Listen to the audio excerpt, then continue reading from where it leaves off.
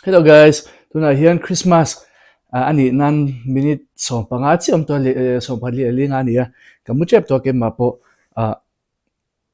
Naupang gift tur do thak tur ti meng mo an do thak tur ka bot se ka siam ve a then kala pek zo lawa ka ron pek pa do na chon pek to sa hi ka ru ma hian an om na sat thina wang hian ka la lut ngam hri lawa an mu thil nu ka an mu thil hun ka ka an mu hun ka ka chon an mu fel deuh chia an mu fel deuh chia ka eng lo ve don chia ni an gift tur hi ruma ka da don mo ruma ka le chho don chia chu chu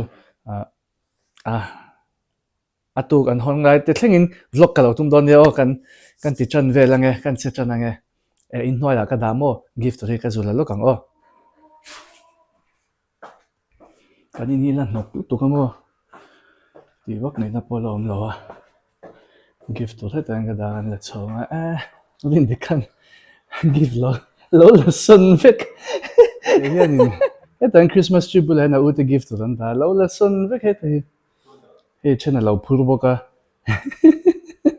he chon engam ammi kam makhila se thiam wak lawa he te poi hon chang na khala nei lo mo present te poi hon chang na khala nei lo tian en vel me present ni te pola se thiam wak lawa cái gift tur ka da tha he ta mi khol room kan ti tu na lama hian ka pa te room ka da tha pot an mu du to se no pa an mu har box se he tuan bel tur no pa an mu har box se ni khol room tu da ka da le he ka khai chho don ni kan khai chho nge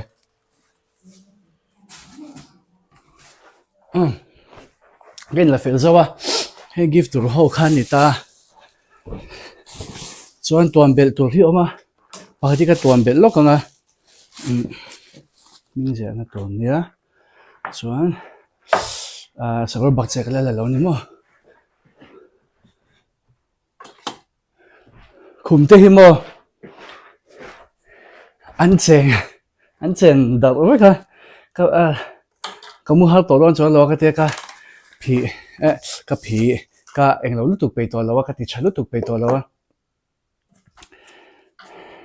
ka khu moi vel thok rengot to ni chu chuan ka bak che hi bilang ren khop me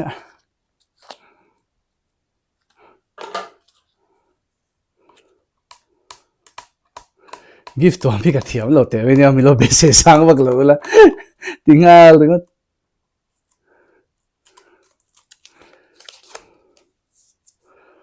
kan result tuk anau khan ani in gift moi taka rem kha au te ta to gift moi taka rem kha lo pu da sun be au te chon mu se au te ho chon mu sen lom don lo lu to ma sen mu to lo wa kan ni zo lu to ka a lo pu da vek me ro khathi ka le ya ate ang reng bo se ka ton to he mo ni zo tha to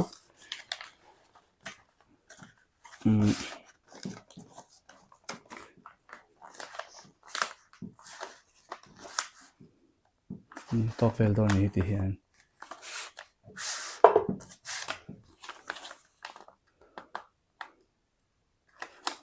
chuan kan lo ni ve na cha don ne a chap bai ne eng mo ta ka thleng le to ne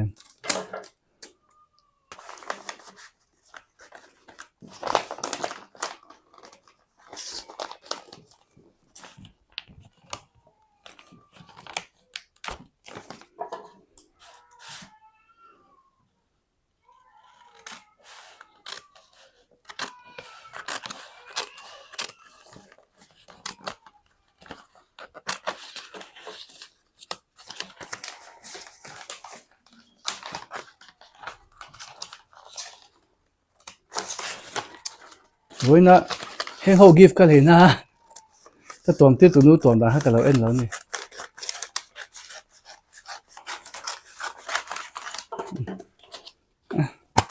chết lo hi chết bak lo hi ti ta me na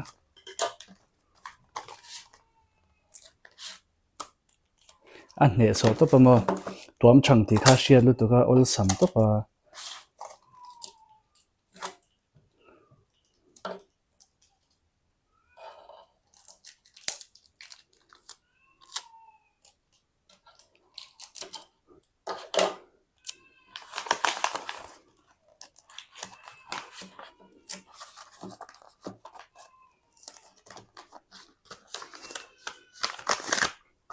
cái suy đấy đó mà sẽ ribbon cái này xí là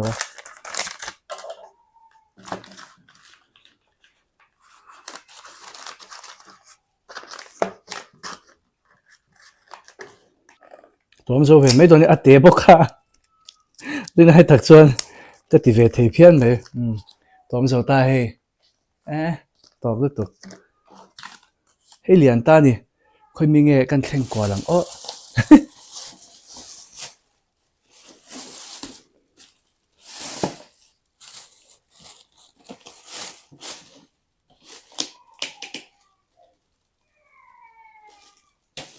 sẽ lâu thôi về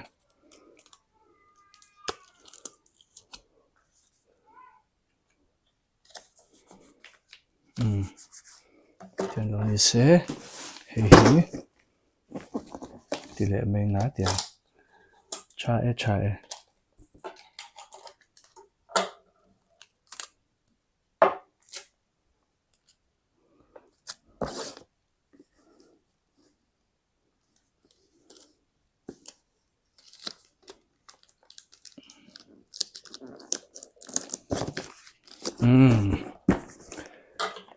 ta hình cái giặc lên á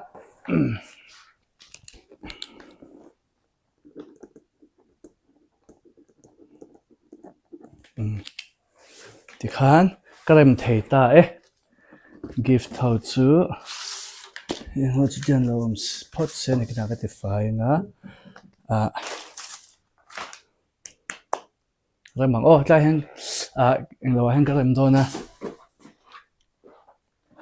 thì lại để hiện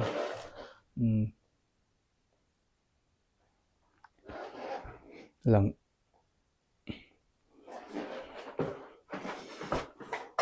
cái lại hiện nghe cái mình là biết bằng cái tia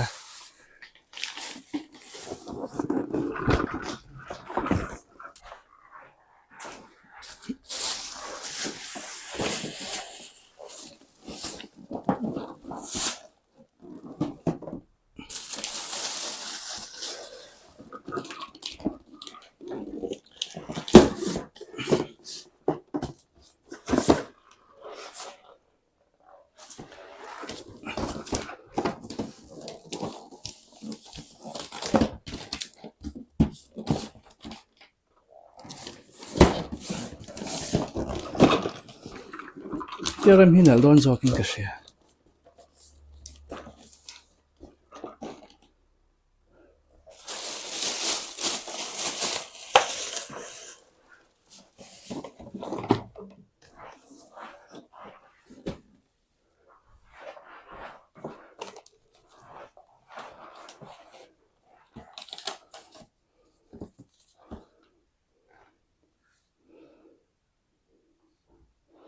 nghe ăn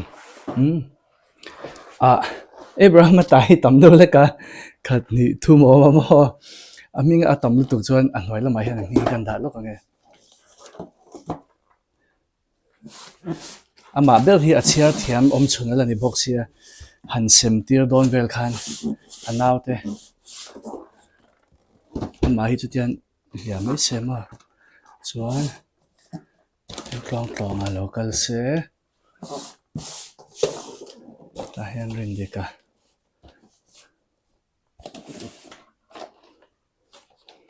bây giờ cái dân ta tụi anh nha mấy chia này về thôi mà cái dân hi anh chẳng cái gì đâu son cháu biết in cái gì à thế mà căn tỷ lăng chiang nhở căn rem về là kina ăn rồi một thầy anh ấy thì ông không được chứ anh hàng đầu thầy tôi khăn nhá thế cái em có luôn cho các mọi người căn tỷ trả lệ lắc với khát anh ấy ăn nắng ốp cái tiề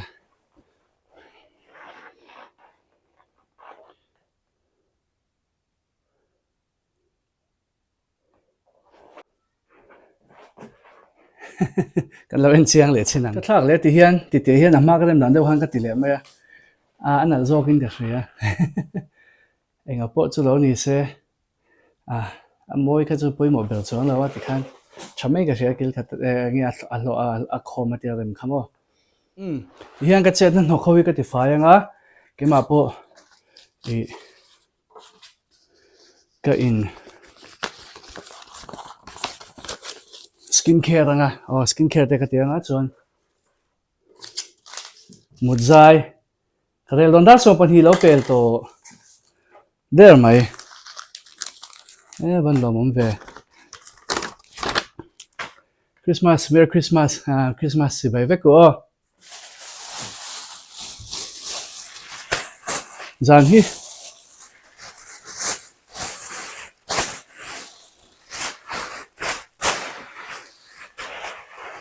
KGP chalai a in mang tan chuan zan hi enge e amen dai ve tak tak thelo 24 zan te hi chu zaipol Christmas zaipol zai ngai nge te ro chalai in man chuan rei tak han men ve the po kha ni chin lawa ti mayang zaipol tel du tan chuan mo ming rei deuh te po om thei thawa ke ma biga chuan le kan ka in skincare dona ka skincare te po ka ron tilang ka in skincare lai te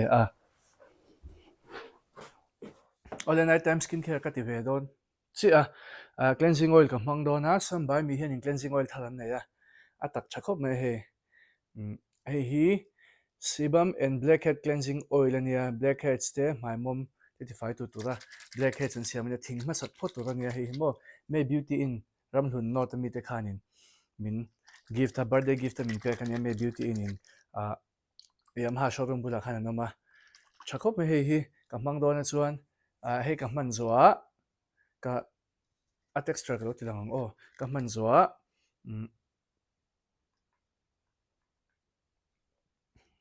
face washing ka mai ka phile nga chuan amom vak lawa ka rin ai ta khen amom hlup lo mo face washing ka mai ka phile nga chuan skincare ka ron te chuan hang ka mai ka phi zawa the ma ro le deuh to toner mani boka ka ron man kha ka mang lenga milk toner khamo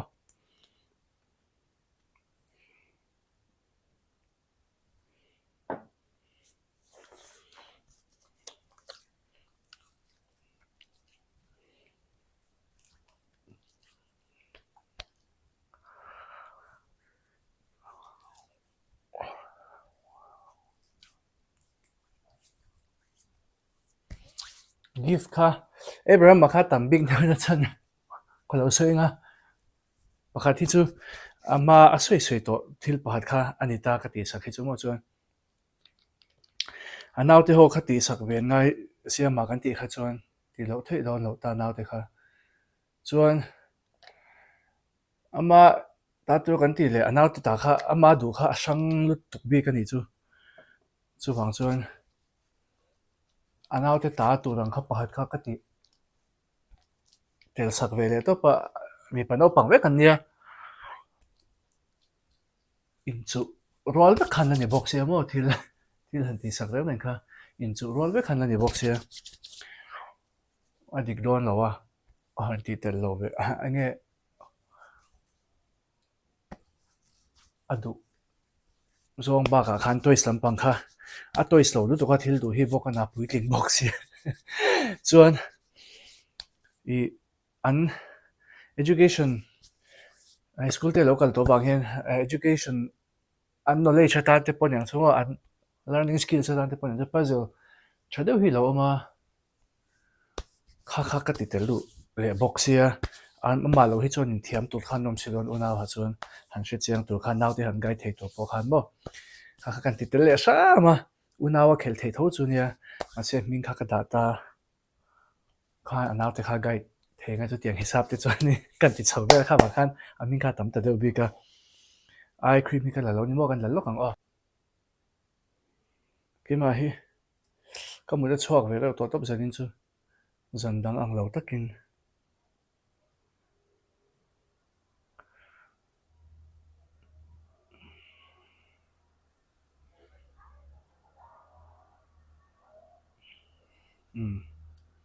ti kha nia chuan toner ka mang lenga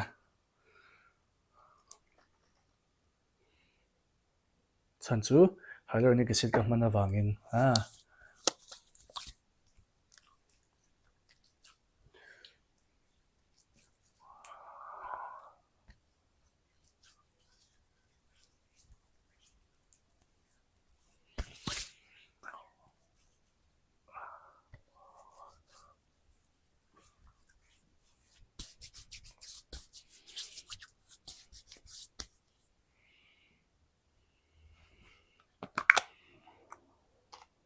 next chuan ka du COSRX dual essence ama khan all in one essence kha kalote ani dual essence zo kalone ka soi so ro he thili chu thabe ni ro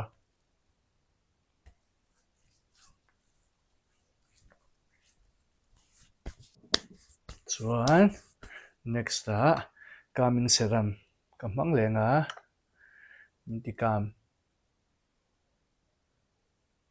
sar tur khan ma pui mo calming sar kha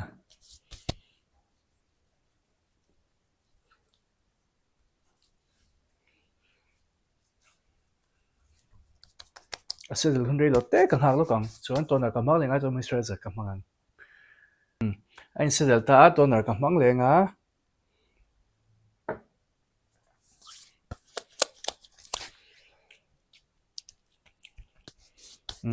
chuan last step ala ni lo de FOXTALE nourishing moisturizer ka du mai kha mangdon ni oh ti tla lo kan tum te ne tla ta sham far ta sham ne ti tla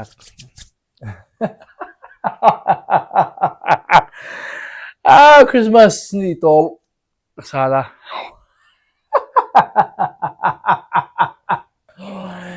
a texture khan zero to ka ti tla lo kha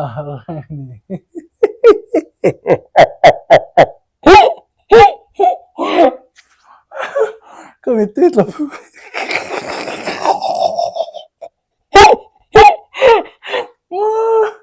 sorry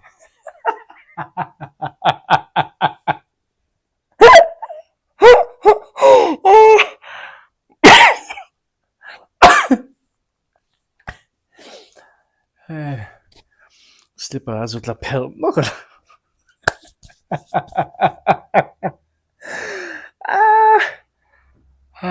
hanin nom nang ma ni wang vet ngai to na te hi Christmas ani to ngai to na te thak ro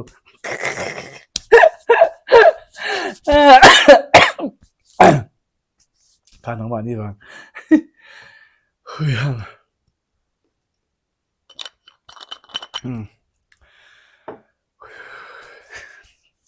kan hak lok don dei lo te kan hak lok ni kan ha chungin in lam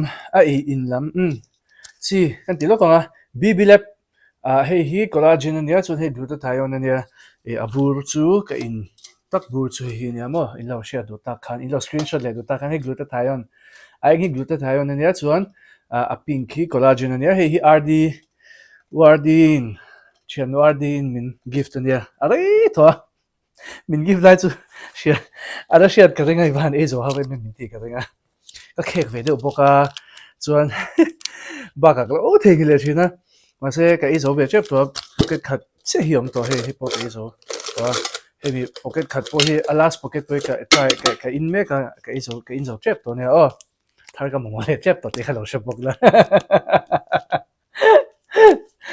chuanin atui ro tu ka he tuia mix tu ne ya nin taka chon tuia mix no khat vela thin pui no khat vela mix in mei tur khania ka pelo ka hian tiang ka mix nga chon tui ka in mei do ko chung no ma lo in mix to mei don ni chu tlai to chu ati ve the reng tho ka tiang hian chon ka ti lawanga inti du pona the reng tho ka aul samzoi kan chelo khani hi nei dai tui ka in chop sa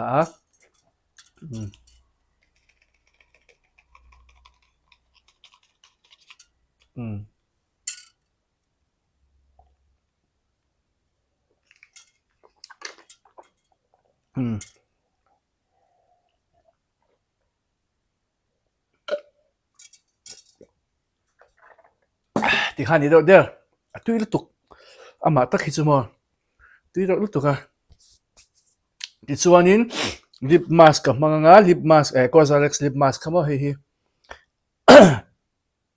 lip mask ka try kwal ve to Laneige po hi ka fak viawa chaga ti COSRX hi he mi lip mask khari chu a chaga ti COSRX lip mask nei ve no mo a lip mask ber hi hani in ka shia propolis so honey extract kanita khoizu extract mo honey propolis lip sleeping mask COSRX he chakati mui ne topani chumo zana hanchia hian ti chuanin moisturizer zo re lo te kan ngak lo ngai kan ti chan kha karon sei to do na moi lip balm te kam hang vek to boka Bidens collagen shield mask hi zain chu kamut pui do na ni mut deuh al ngai do ni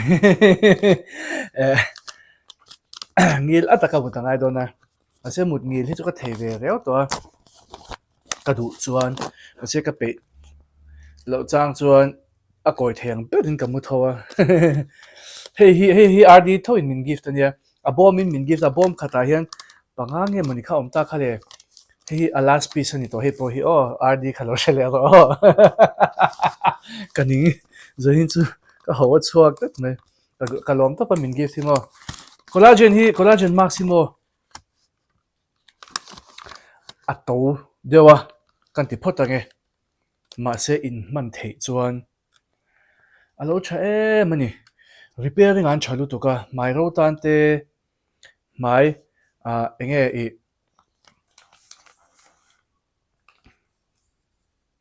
mai ro tan te mo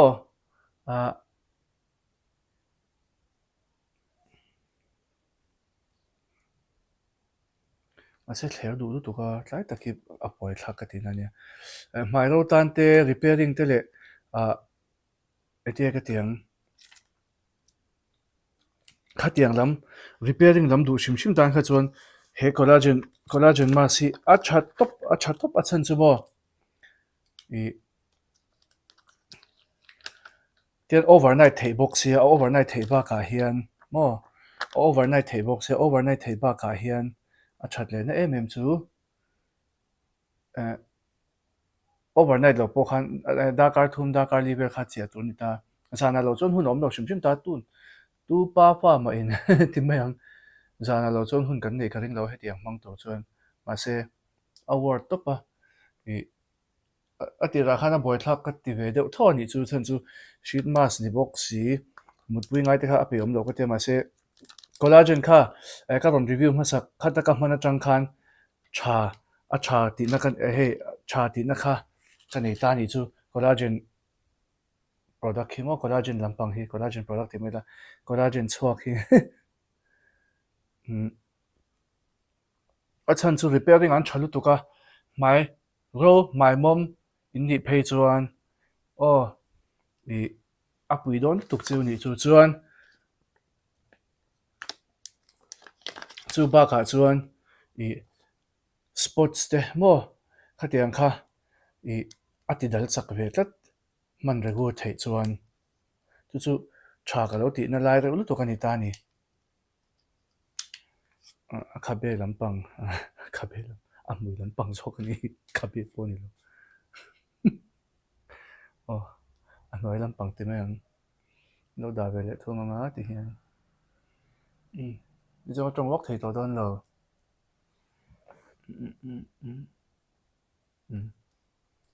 be thap pakhat la chuanga fe dang le ka hmuya da tai la ka liak du hom se te te kun tong thei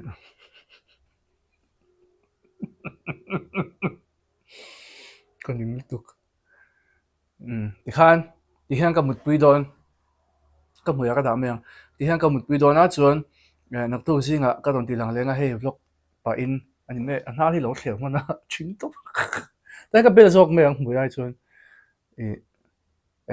ka ti bunga nga mo ti lang ka sia tian ka mut pui anga singa alo film don ni singa chuan mo collagen ka lo lu vek ta don chuan tian lo phot se eng le khole chuan ka don ti lang lenga nak tuk lama te pro vlog te po ka lo ti le zel langa chuan lo en zel don nia to le en zel ru ka don chun zel don tuna chuan ka mu photang kan mu photang e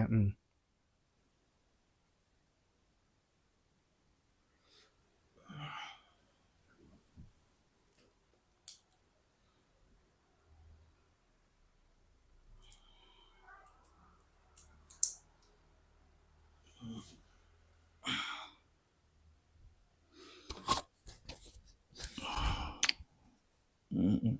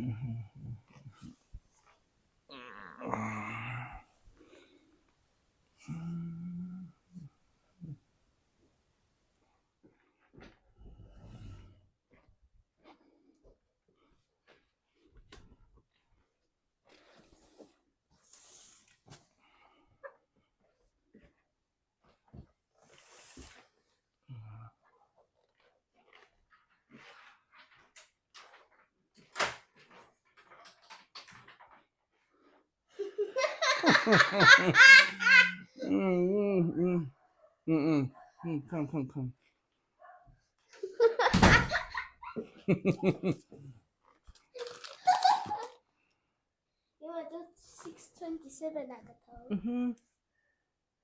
Để anh ra nghe thấu. Ok, cái trong thầy ta. Cái thầu chứ. In hai cái phi không tem. Không nào mà. Hey hey, mình lo cái thầu. Cái lúc về à, chú apon à.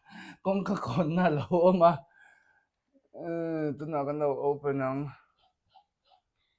Ah, ni giờ na cái skincare ka. Oh my god. Wow. So bright. Look at that glow. Glow em. There's a hair there. Nice. Game ball fight. In out and thầu tem bete. Hold on. Thầu lâu mà. Oh my god, this feels so soft. Do them like this. Wake up! Present hon tu lo thầu du vậy rồi.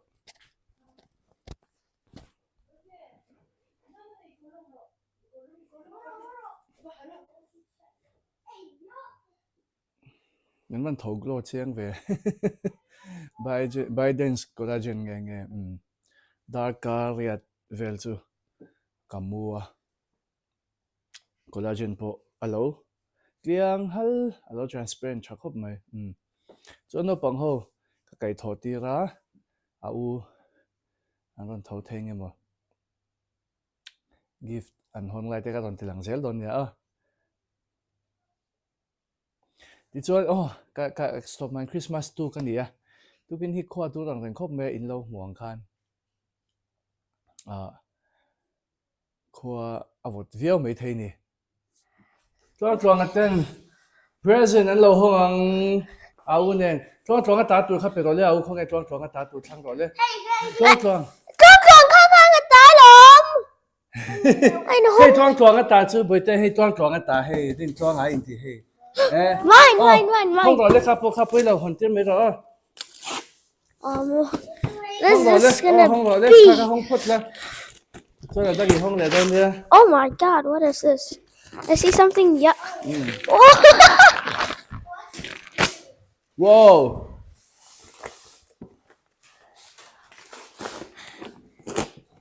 This is cool. Tôi nghe khai tá tu vào hông lệ tôi nói cho tá tu khá hông lệ rồi lấy đắng. Oh, it's a guitar. My old guitar. Pro. Hông rồi lấy.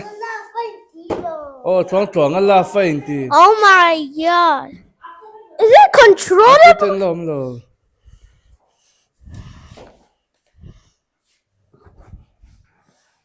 Open the box. I can check out the shape. Hello, help bằng chưa? Hey, ta. Bro! Oh, tên hông rồi đấy. Wow! They've done a good job on this. They have done a good job on this. Wow! They have done a good job on this. Wait, it's... Wow! What is that? Let me see. What's that? It's a Nerf gun! No, it's not Nerf. It's a gun with a police handcuff. Wait. No. Let me open it for you.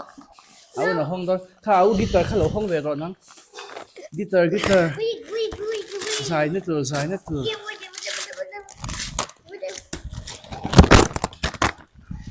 Oh my god! Give I don't need Handcuffs! Oh my god, this is so cool! tu na patero mi gift kan la open na ngau khan tuang tuang ta tur kha pe se open it this side tuang tuang come hey ta tur hey tuang tuang wow Yes! hale Hey, come here now. không rồi lên What is it? what is that Oh! Why is that sensor? Let's go!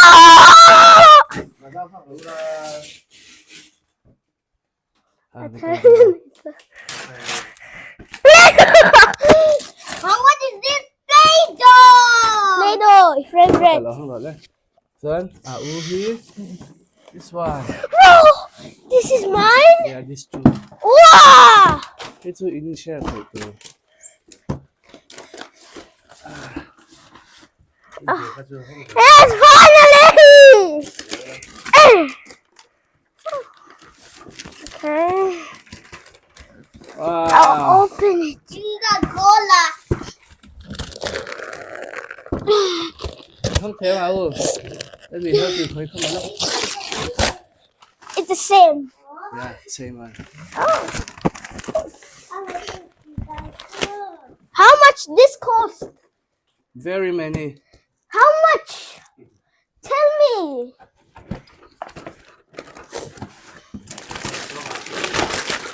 hey hey in lem te Oh yeah. Play-Doh Yes. My Play-Doh. Mine.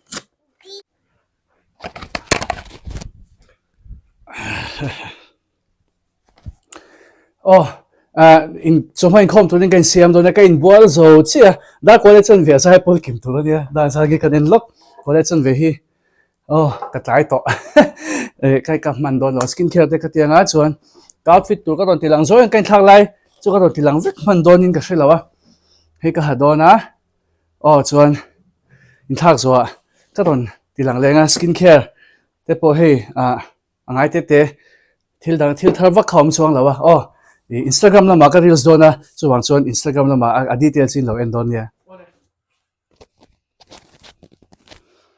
cái siam zo chi hey ka outfit nge ka an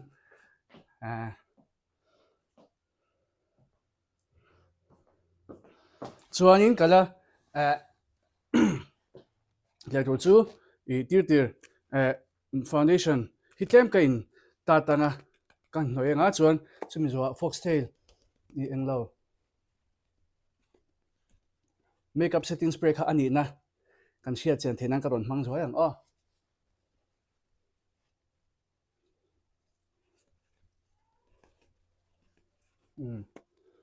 tani chuan hey FOXTALE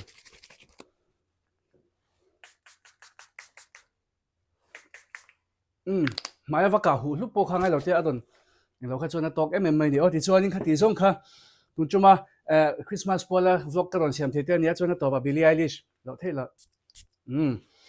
ti chuan ka channel te mi lo subscribe ka video te mi lo like ka mi lo share sa share tu in ka som chewa video le pe ka kain hule che don ya Christmas man nuam ve ko le